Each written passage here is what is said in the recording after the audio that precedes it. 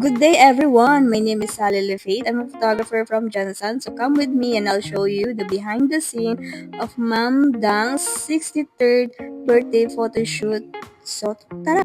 Tip lang as a photographer, mas early ka pa dapat sa mga bisita para mag-take mo yung mga details. Kaya importante talaga to kasi may mga clients talagang naghahanap ng mga detail shoot.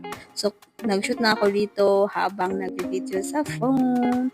So malaking bagay talagang meron kong mga ganitong mga detail shots. So nandito na ating birthday celebrant, si Ma'am Dang Ting. So gorgeous, so beautiful at the age of 63. So napakabait talaga ni Ma'am Dang ever since po na na-meet ko siya last year.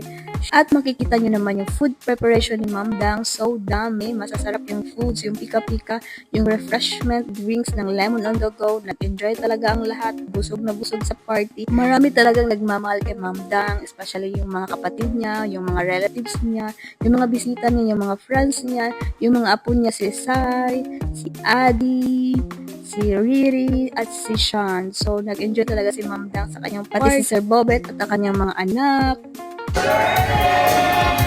Happy birthday, Ma'am Dang! So, pagkatapos na nga, ito na yung editing part and boom! Ito na yung mga photos.